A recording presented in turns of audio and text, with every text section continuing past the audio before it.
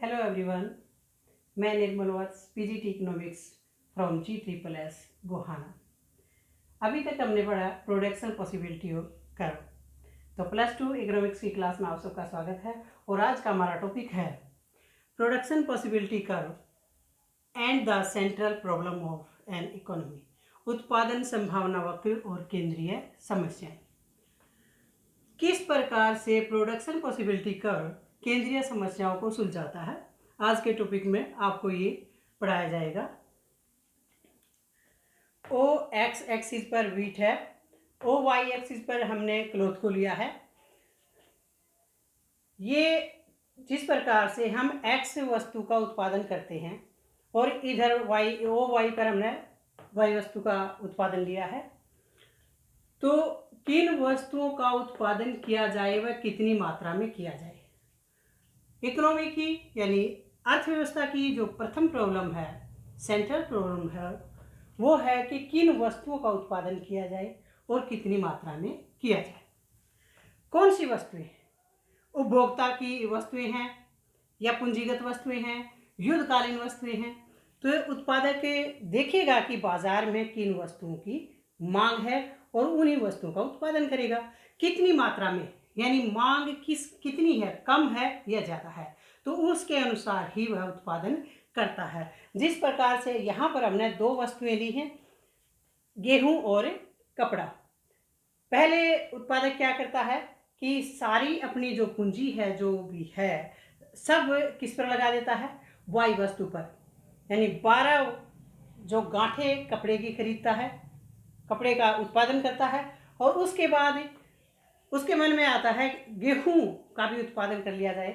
अगर यहाँ पर वह उत्पादन करता है तो यहाँ 12 गांठे कपड़े की आती हैं और गेहूं की केवल 0 उत्पादन होता है। लेकिन अगर वह यहाँ पर कपड़े का उत्पादन कम करता है तो यहाँ पर वह गेहूं का उत्पादन कर सकता है। तो सबसे बड़ी बात इसमें क्या है कि जब हम दो वस्तुएं लेकर चलते हैं, पीपीसी की सहायता से पूर्ण रोजगार जहाँ होगा, यानी सभी साधनों का पूर्ण उपयोग होगा, तो वहाँ पर हम एक साथ दो वस्तुओं का उत्पादन नहीं बढ़ा सकते। अगर हम दूसरी वस्तु का उत्पादन करना है या बढ़ाना है तो हमें पहली वस्तु का त्याग करना पड़ेगा। तो यहाँ पर आप देख सकते हो इसमें जिन वस्तुओं का उत्पादक उत्पादन करता है तो सबसे पहले वह देखता है कि किन वस्तुओं के उत्पादन में उसकी लागत कम है, उसका उत्पादन अधिक होता है, और जिन वस्तुओं की मांग अधिक है तो वो उनका उत्पादन करेगा। और इससे क्या होना चाहिए, उत्पादक को अधिकतम लाभ भी प्राप्त होना चाहिए। साधन सीमित है, इससे क्या होता है कि बंटवारे की समस्या हो जाती है कि किस साधन पर वह ज़्यादा लगाए। तो इसमें अगर इसको फायदा कपास के उत्पादन से है तो उत्पादक कपास का अधिक उत्पादन करेगा और गेहूं का कम करेगा। अगर उसे गेहूं के उत्पादन में ज़्यादा लाभ मिलता है तो वह गेहूं का उत्पादन अधिक करेगा और कपास का कम करेगा। तो पीपीसी कर्व की सहायता से जैसे साधनों का पूर्ण उपयोग हो रहा है, तो यहाँ पर ABCD 4 पॉइंट ऐसे हैं जहाँ पर जो शिथिल तकनीक दी गई है, जो साधन दिए गए हैं, उन सब का प्रयोग करने से ये 4 संयोग बनते हैं। ये उत्पादन हम कर सकते हैं वस्तुओं का, यानी 12 गांठ कपड़े की 0 गेहूं उत्पादन कर सकते हैं, 10 गांठ कपड़े की तो 2 टन गेहूं का उत्पादन कर सकते हैं, 6 गांठ कपड़े की और 4 जो है टन गेहूं का उत्पादन कर सकते हैं, या 0 कपास और 6 व्हीट। ये जोड़े बन जाते हैं 12 0 10 2 6 4, और यहाँ पर हो गया 6 इसकी, 4 इसकी 0 और इसकी 6। अब दूसरा है कि उत्पादन कैसे करना है। उत्पादन कैसे करने का अर्थ है कि किस तकनीक को अपनाया जाए, कौन सी तकनीक श्रम प्रधान तकनीक अपनाएं या फिर हम पूंजी प्रधान। अब उत्पादक देखेगा अगर श्रम उसे सस्ता मिलता है तो वो क्या करेगा, वहां पर उस तकनीक का प्रयोग करेगा। अब देखो ये है पीपीसी का है, प्रोडक्शन पॉसिबिलिटी कर्व है। इसके ऊपर 3 पॉइंट दिखाए गए हैं, 1 2 3। ये तीनों पॉइंट पर साधनों व तकनीक का पूर्ण प्रयोग है, लेकिन एक अंदर जो पॉइंट दिखा गया वो ये है, यहाँ पर साधनों का पूर्ण उपयोग नहीं, अकुशल प्रयोग है। तो ए बी सी कुशल उत्पादन है, यहाँ पर ये कुशल उत्पादन है, यहाँ से उसके अगर सभी साधनों का पूर्ण उपयोग करता है तो उत्पादक को फायदा होगा। तकनीक स्थिर है। अकुशल ई, अगर ई पर उत्पादन करता है तो ये अकुशल है, यहाँ कुछ साधन उसके छूट गए हैं। तो कोई भी उत्पादक उसी तकनीक का, या चाहे श्रम प्रदान तकनीक हो या फिर पूंजी प्रदान, वो उसी तकनीक को अपनाएगा जिससे उसे अधिकतम लाभ हो, अधिकतम उत्पादन हो और लागत कम आए। तीसरा है साधनों का पूर्ण उपयोग। पीपीसी कर्व पर जितने भी पॉइंट होंगे वहां पर साधनों का पूर्ण उपयोग है। ये देखिए P point fuller utilization of resources, यहाँ पर साधनों का पूर्ण उपयोग हुआ है, लेकिन एफ और जी ऐसे पॉइंट है जहां पर एफ साधनों का अल्प प्रयोग है, यानी साधनों का बहुत थोड़ा प्रयोग है, बाकी साधन बिना प्रयोग के रह गए हैं। जी साधनों का अकुशल प्रयोग है, ढंग से प्रयोग नहीं किया गया है, लेकिन पी पॉइंट ही ऐसा पॉइंट है जहां पर साधनों का पूर्ण रूप से प्रयोग हो रहा है। उसके बाद आता है 4 नंबर पर साधनों का विकास। साधनों का विकास का अर्थ होता है साधनों में वृद्धि। ये हमारा पी कर्व है, पीपीसी। अगर साधनों में वृद्धि होती है तो पीपीसी खिसककर ऊपर की ओर चला जाता है, यानी दाईं तरफ चला जाता है, और नया कर्व आ जाता है P1 साधनों में वृद्धि से। अब उसके बाद आता है उत्पादन संभावना वक्र का खिसकाव या परिवर्तन। किस प्रकार से साधनों में परिवर्तन से उत्पादन संभावना वक्र चेंज हो सकता है, या फिर तकनीक में परिवर्तन से उत्पादन संभावना वक्र चेंज हो सकता है। अब देखिए आप,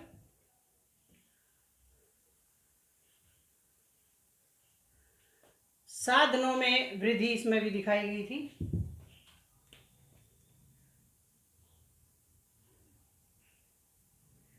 इसको लेते हैं। सबसे पहले है साधनों में परिवर्तन। अगर साधनों में वृद्धि होती है तो पीपीसी कर्व क्या होगा, दाईं ओर खिसक कर आगे चला जाता है। P1 साधनों में वृद्धि से पीपीसी कर्व ऊपर की ओर दाईं ओर खिसक जाता है। अगर साधनों में कमी होती है तो नया पीपीसी कर्व यानी P2 पीछे की ओर लेफ्ट साइड खिसक कर इधर आ जाता है। तो ये है साधनों में परिवर्तन। अगर साधनों में परिवर्तन होता है, वृद्धि होगी तो ऊपर की तरफ पीपीसी, ये पीपीसी कर्व हमारा पीपीसी है, ये भी और ये भी, तो दाईं तरफ जाएगा, कमी होगी तो बाईं तरफ नीचे की ओर आ जाएगा। उसके बाद है तकनीक में परिवर्तन। तकनीक में परिवर्तन होने से भी जो हमारा पीपीसी है उसकी पोजीशन चेंज हो जाती है। किस प्रकार से, अब देखिए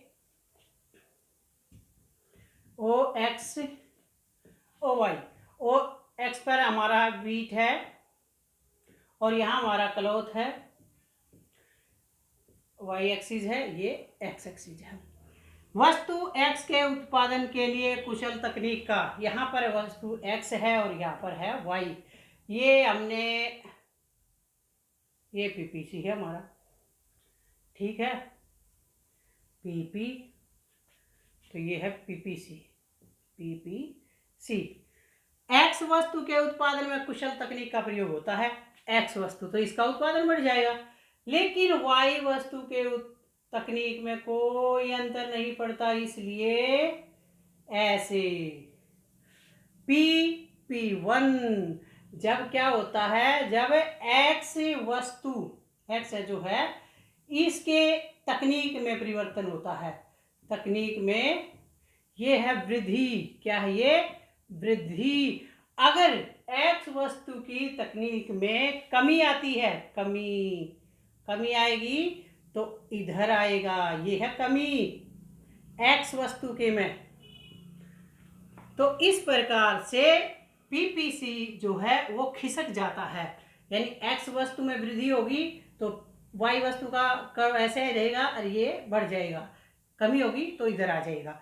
उसके बाद आता है वस्तु वाई के उत्पादन के लिए अगर कुशल तकनीक का, अब देखो कुशल तकनीक का ये है ए का, ठीक है, ये अकुशल तकनीक, अगर अकुशल तकनीक का प्रयोग होता है, कमी होती है, तो ये पीछे आएगा, अदरवाइज नहीं।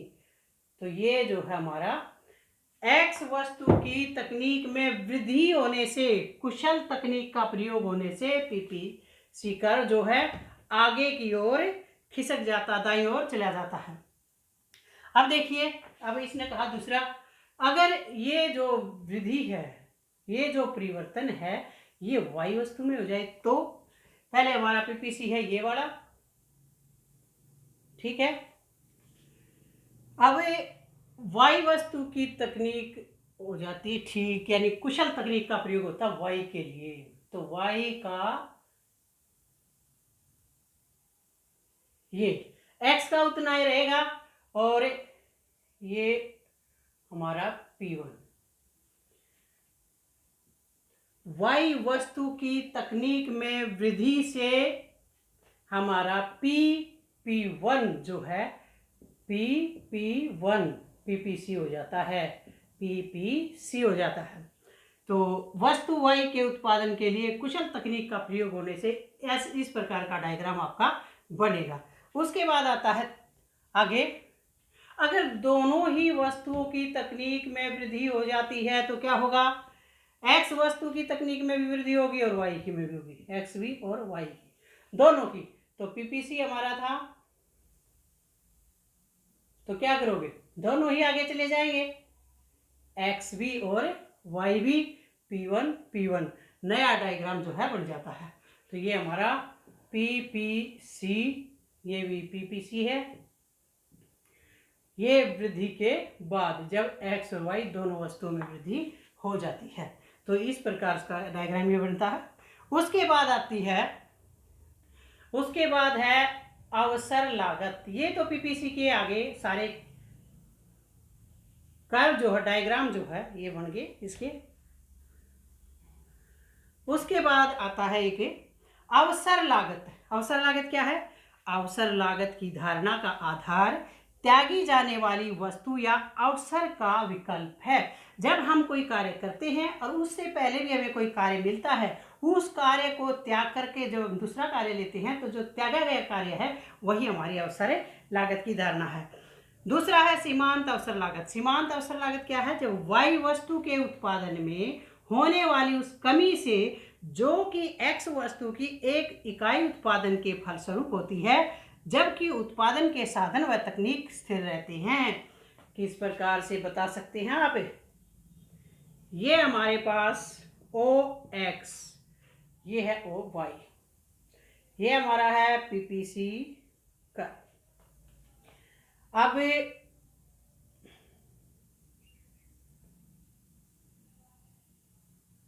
ये है एक्स वस्तु, ये है वाई, ठीक है। ये हमारा ओरिजिन है ओ, ये पॉइंट हमारा ए, ये है बी और ये है सी। इसे आप पी बोल सकते हो, इसे भी पी बोल सकते हो।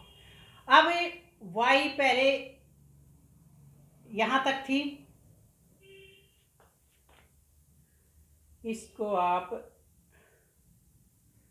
A B C D E लिख दो इसे, और ये P कीमत है या P1 होगी ऊपर बड़ी, ठीक है। ये L, ये L1 हो गया।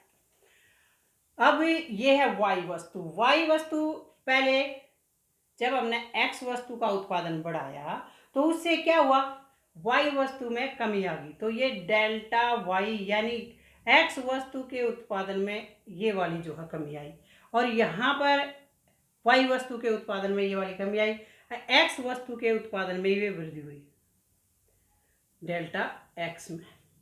अब सीमांत अवसर लागत निकालनी है हमें, तो सीमांत अवसर लागत ये और ये, यानी जो आपका लॉस हुआ है, ये क्या हुआ है, लॉस, हानि है या हानि है, और ये है आपका गेन, आपका लाभ है। तो सीमांत अवसर लागत क्या होगी,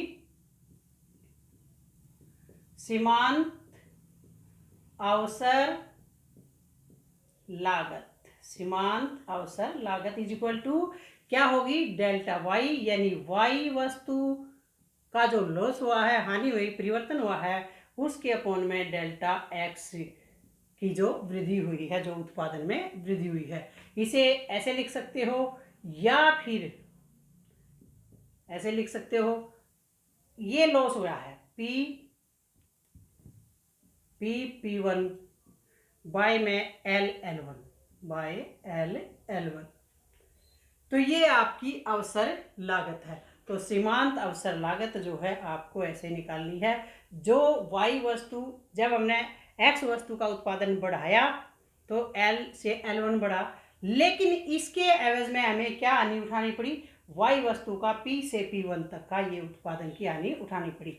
तो सीमांत अवसर लागत तो क्या होगी, डेल्टा y, यानी y वस्तु की कमी, उत्पादन में कमी, भाग में x वस्तु के उत्पादन में वृद्धि, यानी delta y by delta x is equal to P1 by L1। तो ये क्या है, सीमांत अवसर लागत है। तो आज की इसमें वीडियो में इतना ही। Production possibility curve and the centre problem, किस प्रकार से इसकी सहायता से केंद्रीय समस्याओं का समाधान किया जाता है, किन वस्तुओं का उत्पादन किया जाए, ये भी इस कर्व के हिसाब से आप ने देखा।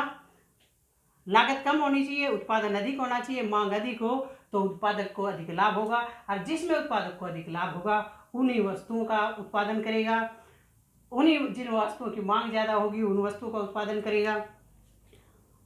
और उत्पादन संभावना वक्र का खिसकाव कैसे कैसे होता है, साधनों में अगर परिवर्तन हो जाता है, साधनों में वृद्धि होगी तो बाईं ओर खिसक जाएगा, ऊपर की ओर चला जाएगा, साधनों में कमी होगी तो नीचे लेफ्ट की तरफ आ जाता है। फिर है तकनीक में परिवर्तन, एक्स वस्तु की तकनीक में केवल एक्स का पीपीसी कर्व आगे बढ़ेगा, कुशल तकनीक होगी, तो वाई वस्तु का होगा तो वाई का कुशल तकनीक है तो वाई में वृद्धि होगी, अगर दोनों का होगा तो पीपीसी कर्व दोनों तरफ से एक्स और वाई वस्तु का आगे खिसक कर चला जाएगा।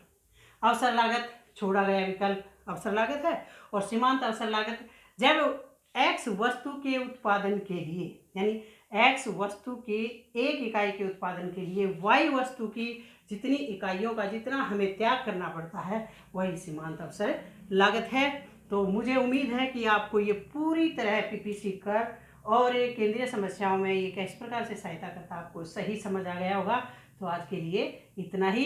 इन्हें देखिए, पढ़िए, समझिए और याद करिए। Thank you very much.